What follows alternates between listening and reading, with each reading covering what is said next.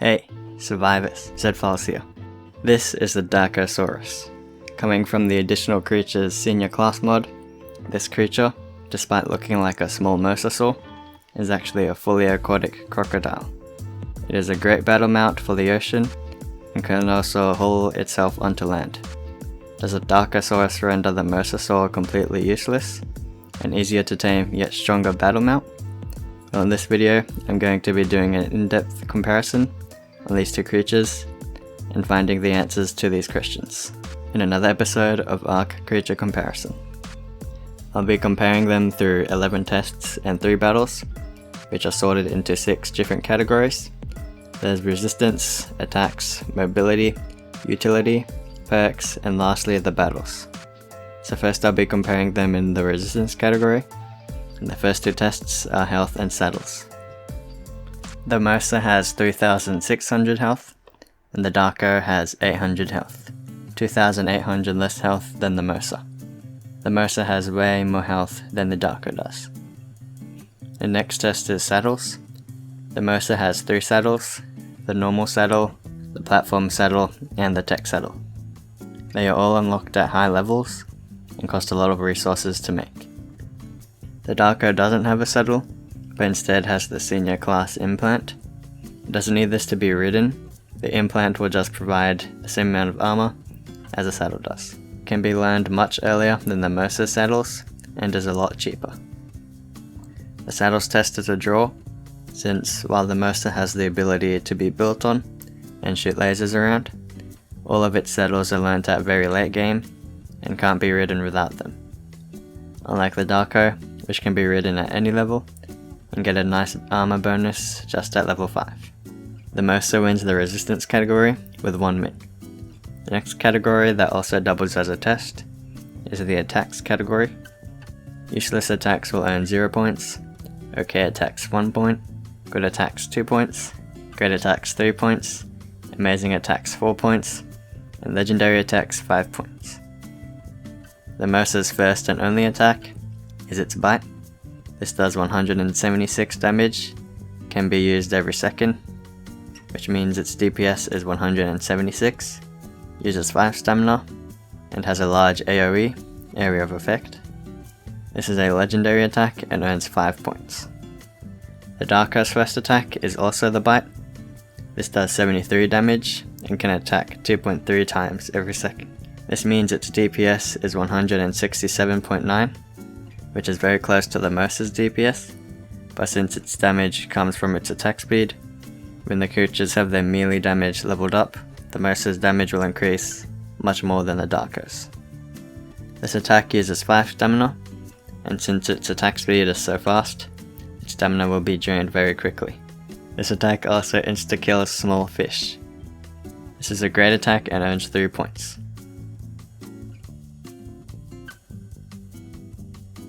The Dako's second attack is its grab.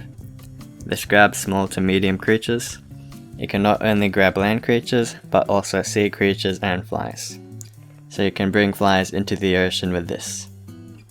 This attack does 42 damage, can attack 1.4 times every second, which means it has a DPS of 58.8, but the damage isn't really important for this attack, since you can use your other 2 attacks while you have your enemies grabbed.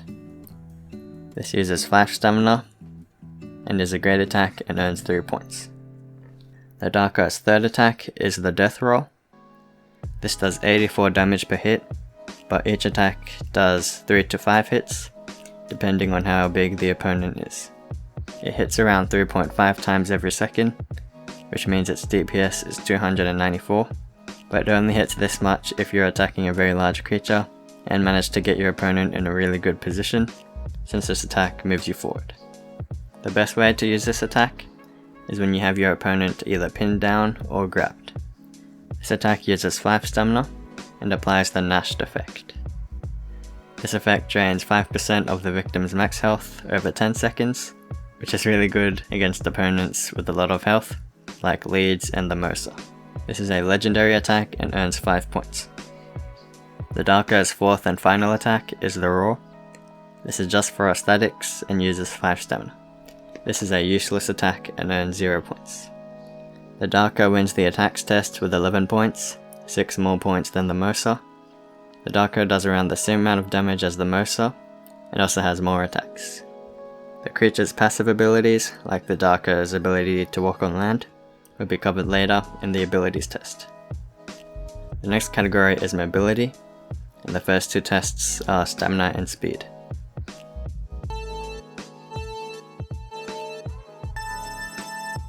The Mosa has 400 stamina and can swim 245 foundations in 21 seconds before running out.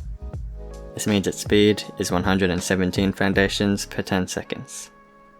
The Dako also has 400 stamina and can swim 192 foundations in 27 seconds before running out. This means its speed is 71 foundations per 10 seconds, 65% slower than the Mosa.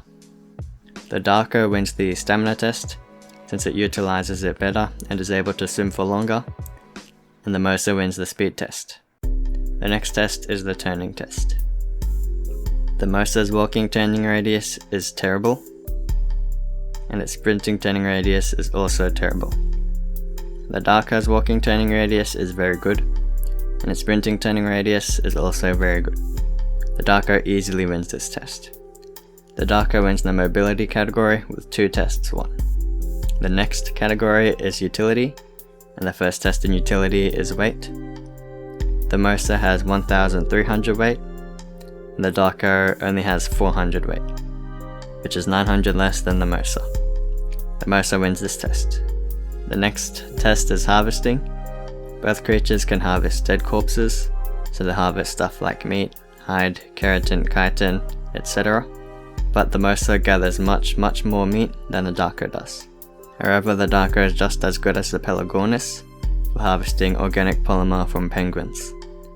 This test is a draw, with the Mosa being really good at harvesting meat, and the Dako being really good at harvesting organic polymer. The Mosa wins the utility category with a 1 win. The next category is perks, and the first test in perks is abilities. The points in this test work the same as they did in the attacks test. The Mosa's first ability is its larger field of view. This is a good ability and earns 2 points. The Dako's first ability is the jump. This is a great ability and earns 3 points. The Dako's second ability is its ability to travel on land. It's extremely slow though, and takes very tiny amounts of damage, but if you dismount, the Dako will die instantly. On land, the Dako can also grab and bite. This ability is great for traveling between rivers when inland, and bringing creatures into the water with its grab, to then either finish them off with its bite, or if the opponent is too tough for that, the death roll. The Dako can also use its bite while on land. This is a legendary ability and earns 5 points. The Dako wins the abilities test with 8 points, 6 more points than the Mosa.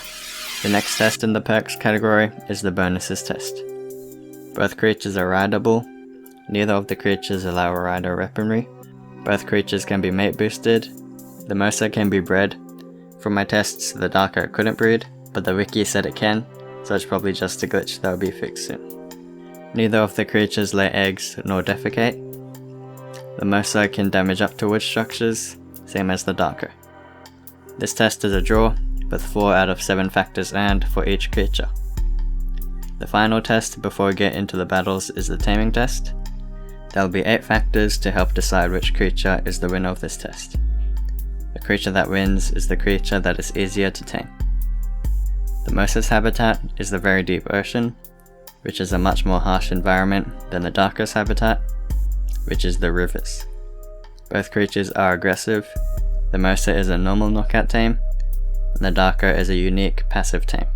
You have to lure it to very shallow water, but be careful not to beach it, and then passively feed it. You also need to avoid being killed while trying to feed it. This factor is a draw, since they are both equally difficult. The Mosa has 3000 torpor, and you don't have to worry about the Dako's torpor, since it's a passive tame. The Mosa is faster, which will make it harder to get away from and keep at a safe distance. You can easily get to land and sprint with the Dako, since it spawns in rivers. Both creatures are carryable by Tusos. Both creatures are immune to being immobilized. The Mosa eats meat, and its top two favorite foods are exceptional kibble and then mutton. The Daka also eats meat, and its top two favorite foods are regular kibble and then mutton. The Daka though requires a lot less of these foods and will tame much quicker than the Mosa. The Daka wins this test with 4 out of 8 factors won. The Daka is much easier to tame than the Mosa. The Daka wins the perks category with 2 tests won, and the final category is the battles category. There will be 3 battles: the 1v1 battle, the saddled 1v1 battle, where I'll be riding the Daka, and then the mate boosted 4v2 battle at the end. The last 2 battles are unfair because the Mosa, well, you'll see.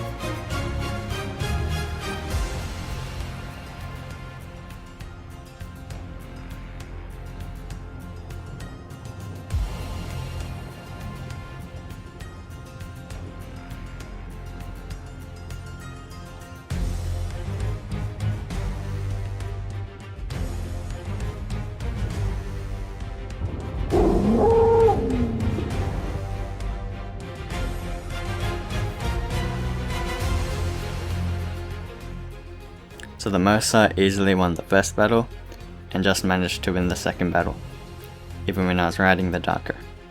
And the Dakas won the last battle by shredding the first Mosa, then for some reason they all split up. Then the Mosa killed one Daka, killed another but then died from that Daka's Nash, and the Dakas won this battle since there were still 2 other Dakas left. The Mosa managed to win the battles category, despite having the disadvantages. Now that all of the categories are finished, it's time for the summary. The Daka won the attacks, stamina, turning, abilities and taming tests, so 5 tests, and only 1 of the battles, but only due to a big advantage. And the Mosa won the health, speed and weight tests, so 3 tests and 2 of the battles. The other 3 tests were draws. The Daka is a super good battle mount for early game due to its easy habitat, amazing attacks, a decent amount of health, and also, as a bonus, great travelling abilities. Not only for rivers and oceans, but also for travelling on small parts of land between rivers. But the Daka is also really good for late game, with its ability to easily kill players, small land creatures and flyers with its grab, water treat and then death roll combo, and also being able to do considerable amounts of damage to larger sea creatures. It is also very good for harvesting organic polymer from penguins. The Mosa remains the better combat mount, with a crazy health pool and overall better damage. It is also good for meat runs because of its speed and being able to harvest tons of meat. In my previous creature comparison video, I compared the modded TLC Carno and the regular Carno, and below that is YouTube's suggested video for you. If you enjoyed or found this video helpful, don't forget to give it a like, and also make sure to be subscribed to the channel so that you don't miss any future creature comparison videos. Thank you so much for watching, and I'll see you in the next one.